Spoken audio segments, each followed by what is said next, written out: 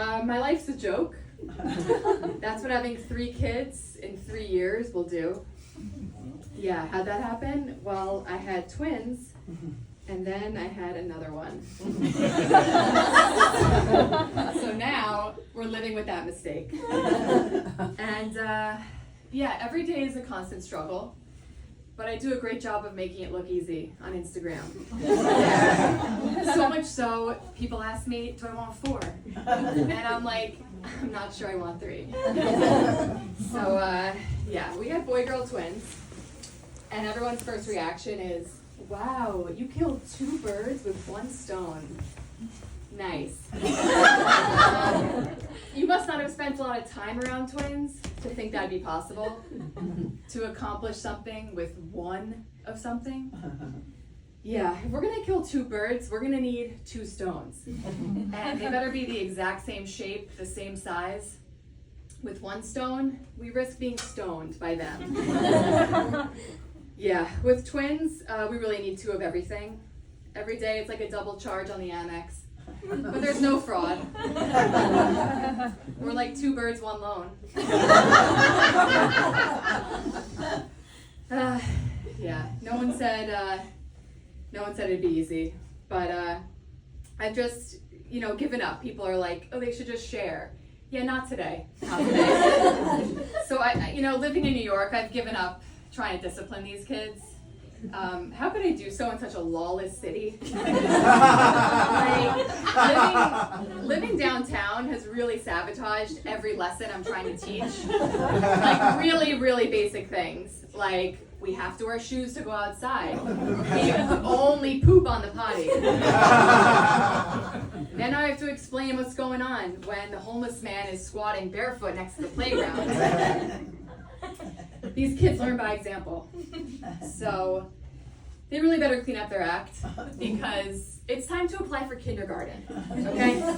And if you don't know, in the city, it is cutthroat. I mean, the applications are harder than college.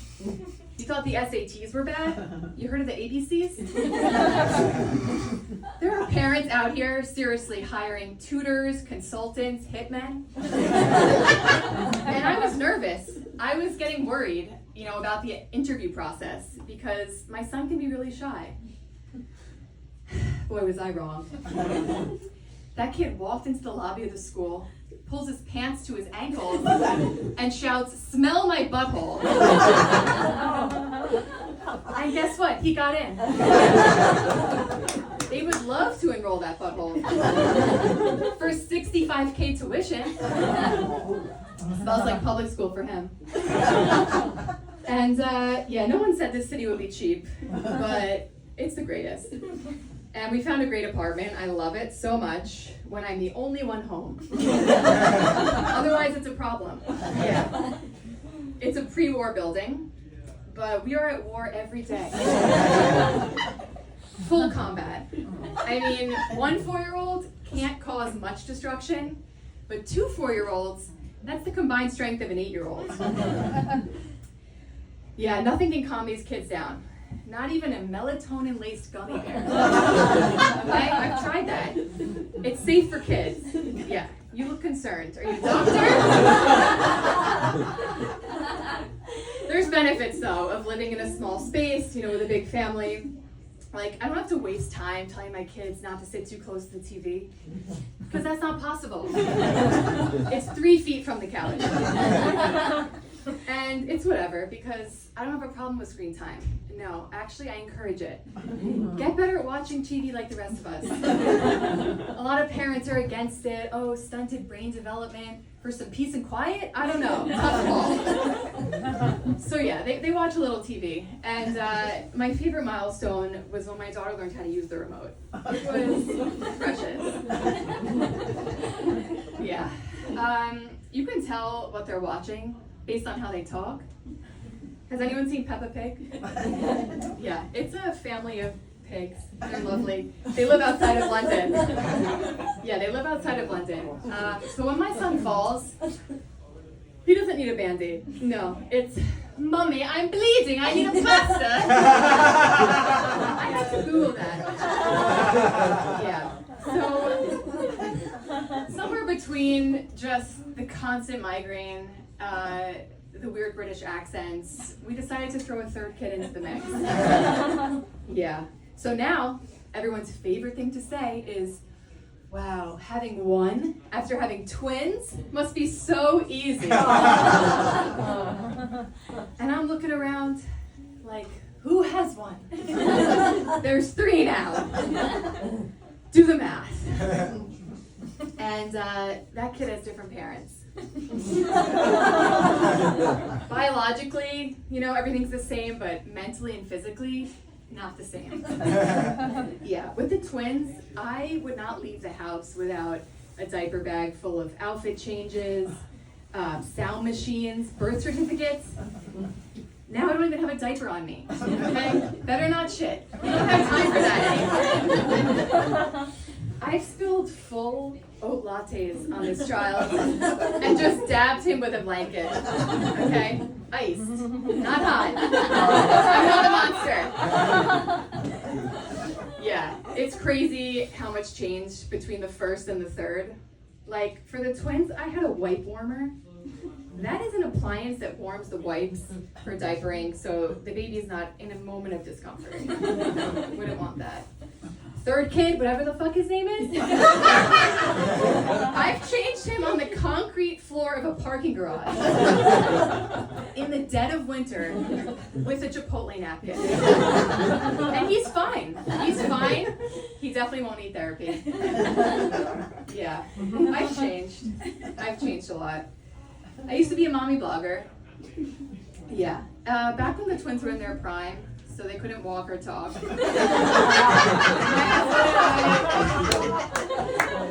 We were ambitious, and we pulled off a lot of travel. And I got cocky about it. Yeah, so much so I thought I was a travel expert. So I launched a blog called Jet with a Set.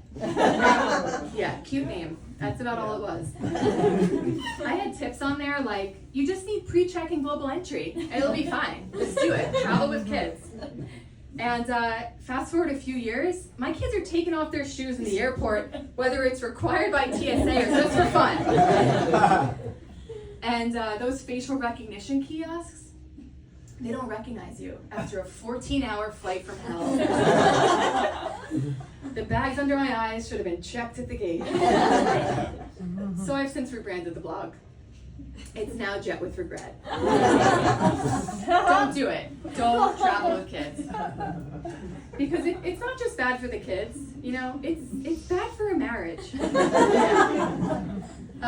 heard of the Mile High Club? You know what the opposite of that is? It's getting divorced at 30,000 feet. And the only reason I didn't eject myself is because the seatbelt sign was on and I have to set an example for the kids. I'm going to book the exit row next time. Yeah, and the worst thing about my husband, God bless him, is he forgets. He forgets the trauma. It's like childbirth. You go through this horrible experience, and then all of a sudden you're ready to do it again. So he's already booking the next trip. The other day he goes, we gotta go renew the kids' passports.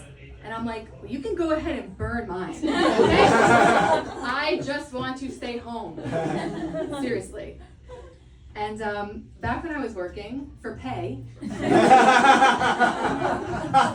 idea of being a stay-at-home mom, it sounded good. Like, stay home? Sign me up for that.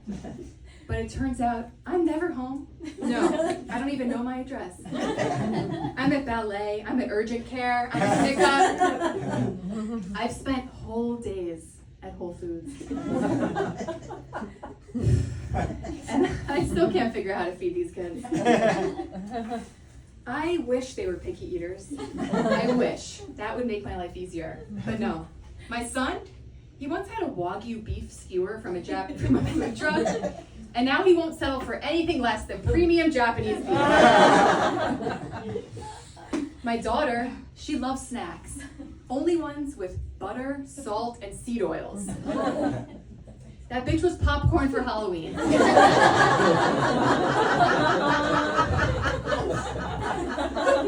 And the baby, Teddy, or as the twins call him, old chap. He just eats whatever's on the floor. Which is great, because we don't need a dog or a Dyson. I'm fucking exhausted. So much so that I'm leaning on my stroller for physical support so I don't collapse. Yeah, I just walk around with it empty.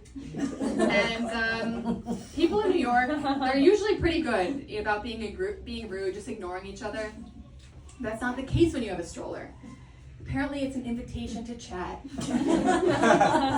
So I'm minding my own business. A lady at the corner, she pops her head in, expecting to see a baby. All she sees is my breakfast sandwich and an Amazon return. Sorry to disappoint. And my favorite thing to do when it's empty is someone will look in, they'll say, "Where's the baby?" And I'm like, "Oh my God, I don't know! Call the police! Call the police! Amber!" Mind your own business.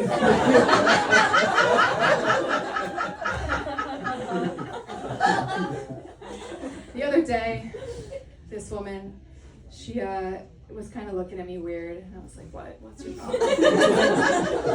And I realized something in that moment, is that my stroller, it's not just a stroller, it's kind of a status symbol, because it indicates something else about my life.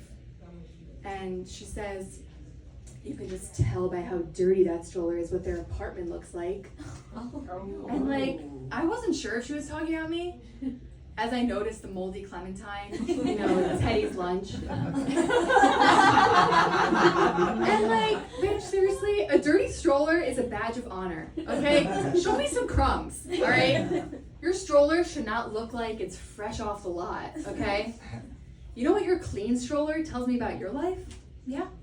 It tells me you have help. And Sam, I could probably use some of that.